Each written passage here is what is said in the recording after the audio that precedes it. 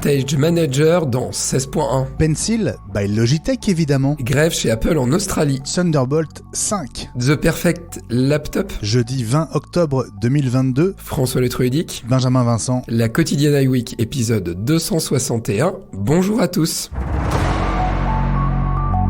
C'est confirmé, Stage Manager sera bien activé dans la version finale d'iPadOS 16.1, principalement, on le sait, pour les machines sous M1 et M2, mais il est urgent pour Apple d'améliorer l'existant. Jeff Holbrook, sur sa chaîne YouTube, a tenté d'utiliser Stage Manager, cette réinvention du multitâche, et selon lui, il n'est pas prêt. Il compare la nouveauté à un potage. Bref, Apple, réveille-toi quoi, n'est-ce pas François ?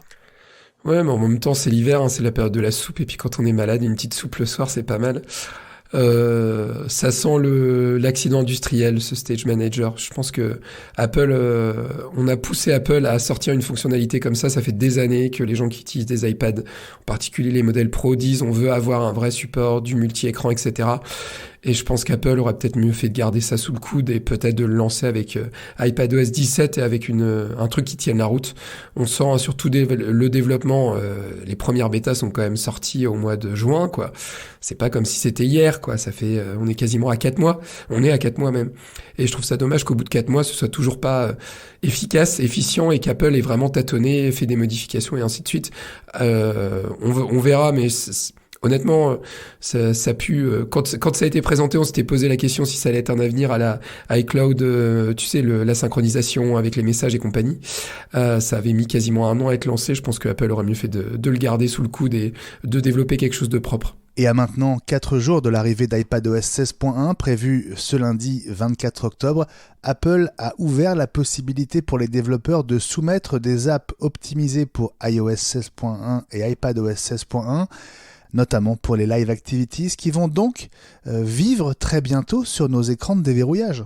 Bah oui, ça veut dire que quand tu te feras livrer un repas Uber Eats, tu auras même pas besoin de déverrouiller ton iPhone et de lancer ton application Uber Eats pour voir où est rendu ton magnifique burger avec tes frites maison.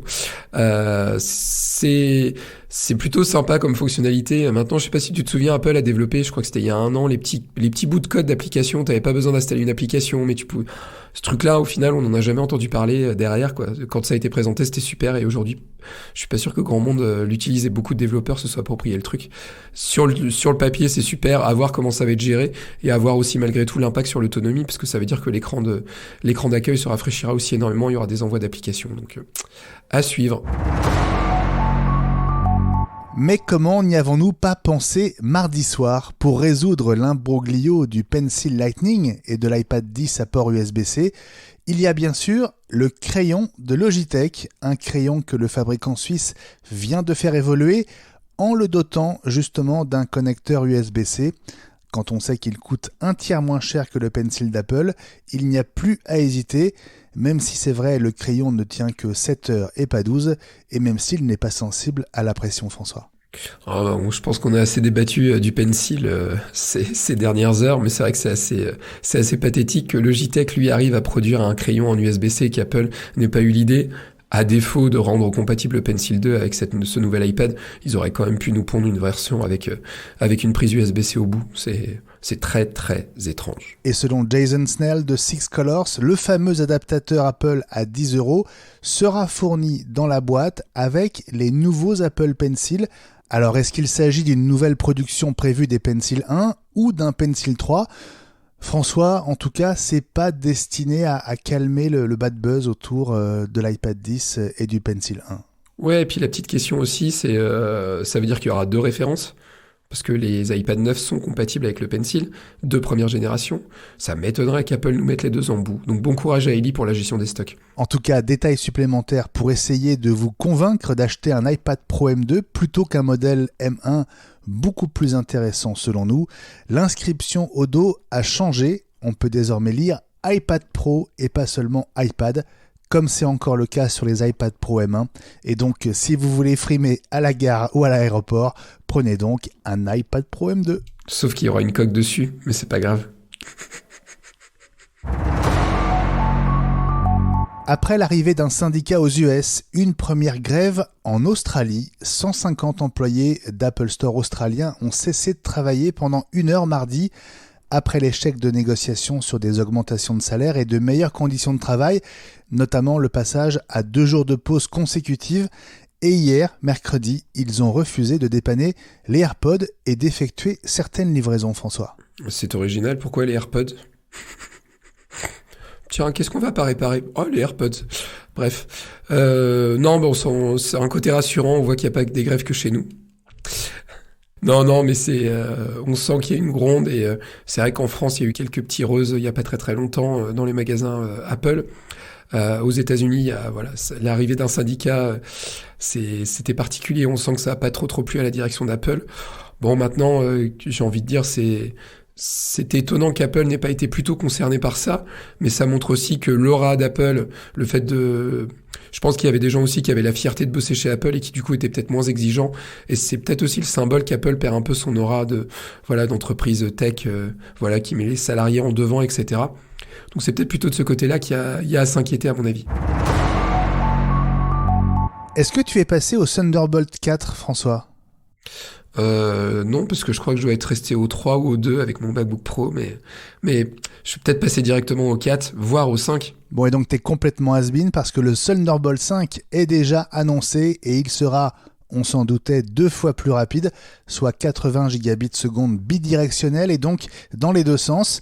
Intel en a fait une première démonstration. Ça profitera d'abord évidemment au transfert de gros fichiers, mais aussi aux écrans. Et là, on parle d'un débit triplé avec 120 gigabits par seconde, ce qui permettra par exemple sur Mac de connecter 2 écrans 8K à 60 Hz. On va rappeler que les MacBook Pro M1 supportent au mieux 2 ou 3 écrans, mais seulement en 6K à 60 Hz, François. J'allais te dire qu'il s'en fout, je suis désolé, hein, mais là, honnêtement, c'est marrant parce qu'il y a des news qui sont sorties hier se posant la question de l'interdiction des écrans de télé 8K. Je sais pas si tu as vu passer ça, parce que ça consommait trop d'énergie. Donc merci Intel, mais si au final on n'a même pas le droit d'avoir des écrans 8K, au final on s'en fout quoi. Bon, sur le transfert de données, ça a des aspects intéressants, mais ça veut dire qu'il va falloir acheter des disques durs, etc. J'ai l'impression qu'il y a vraiment une course à dire ouais regardez on fait toujours plus, mais là honnêtement au niveau de nos usages, je trouve que déjà moi qui dois être en Thunderbolt 2, je crois 2 ou 3, 3, la qualité de débit est quand même super bonne et au final les gens utilisent plutôt de l'USB-C que du Thunderbolt en dehors des écrans. Et puis, toutes nos félicitations à l'agence qui conçoit les pubs pour HP. HP qui fait de la pub sur Reddit avec un pavé sur fond orange qui proclame l'ordinateur portable parfait. À côté de face, c'est effectivement un PC portable HP, mais dans l'écran est incrustée une capture sous macOS. Et François, on voit même le logo Apple dans la barre de menu.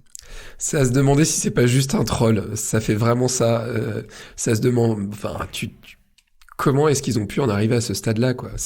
J'espère que c'est un troll et qu'on découvrira que c'était une blague de la part d'un salarié, quoi. Et ça pose aussi la question du suivi des projets et de se dire à aucun moment il y a eu en imprimerie on dit un BAT, à aucun moment il y avait quelqu'un qui a validé le truc. Oh putain, il y a une pomme. C'est ridicule, vraiment. Mais ça nous fait bien marrer. C'est comme les tweets vive le nouveau Samsung Galaxy machin tweetés à partir de l'iPhone, quoi. C'est du même acabit. Et puis une dernière info, Free confirme l'arrivée de la eSIM pour les clients Free Mobile avant la fin de l'année. On en reparlera évidemment, même si les iPhone 14 ont encore un tiroir pour carte physique, François. Tout à fait, mais il était temps que Free se décide, enfin. Et de toute façon, Apple va pousser à ça. On voit déjà aux États-Unis, il n'y a plus de support physique. Donc, sachant que, honnêtement, je pense qu'il y a pas mal de gens qui sont chez Free qui ont des iPhones. Il y a un moment, il faudra y passer. De toute façon, ils n'auront pas le choix à pied à cheval ou en Apple Car. À pied à cheval ou en Apple Car, voilà quoi. C'est la quotidienne iWeek. Elle revient demain.